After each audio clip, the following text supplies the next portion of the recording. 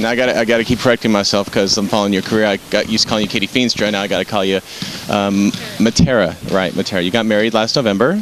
Congratulations. Thank you. What I want to talk about is, tell me a little bit about marriage and being a professional athlete with respect of, you guys don't have the regular 9 to 5, so how does that work in balance in a relationship, and especially new marriage? I think your second half has to be pretty supportive, and luckily my husband is. If I come home from practice tired, it's not like we have to go out and go shopping or I have to entertain him. It's not like having a guest. It's my husband now, so if I need to take a nap, he's totally fine, or if I just want to lay on the couch all day, he's totally fine, and I think that helps out a lot. Well, you started here in San Antonio, started your professional career here, and you went out a couple of teams. Now you've come back. So how does it feel to be back? Incredible.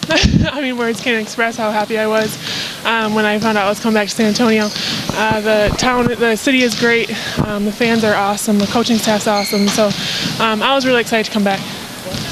Now I'm 6'3", and you are 6'8", and being 6'3", I do experience some of the little things that are, being tall, you kind of like, the head bumping and stuff. Is there anything, being 6'8", being a little above average height, any little things that you just kind of bug you about being that height? I like being tall. I know the Lord made me tall for a reason, so I don't really have a whole lot of problem with it.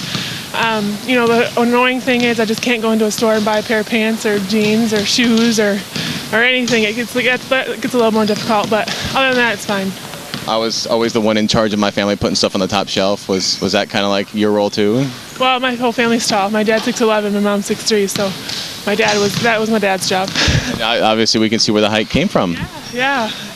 Wonderful. Katie, Mattera, is it right? Okay, thank you. I'll practice that, I promise. So thanks for taking a few minutes. Thank you very much. Sitting here with Ruth. How you doing? Good. One of the things I actually wanted to ask you about, your humanitarian efforts, specifically Nothing But Nets. Sure. In 2006, the NBA signed on as a partner with the UN Foundation, and I was there for the inaugural event at the NBA store. It's just been an amazing campaign. Malaria is the #1 killer of children in Africa, and a $10 donation sends a net essentially is saving a child or two, saving their lives. So it's been pretty powerful for me to be able to use the platform that basketball's given me, to save lives and to make a difference. And so you've been to Africa, correct? I have. I've been quite a few times in the last 2 years. Tell me about that very, very first time you went and what you saw and how that really affected you. My first trip was actually with representing the NBA for a GBC event. It was Global AIDS Day, and so it's really difficult. When you go and you see the absolute just devastation and poverty and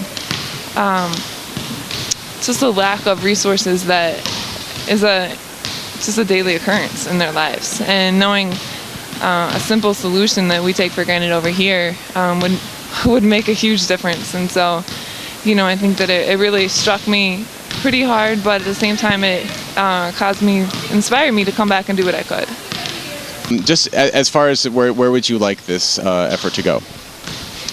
Well, it's definitely something I'll be doing more of once I'm done playing, and whether it's Nothing But Nets, it's continuing to persevere until all of Africa is covered. AIDS is a much different problem to tackle because it's so multifaceted, but I think creating awareness here, creating funds, raising funds here, and then when I go over there, inspiring leadership within their communities and within their countries to help them make a difference. Sounds great. Something you should be very proud of. Well, thanks. Thank you for taking the time. Yeah, thank you.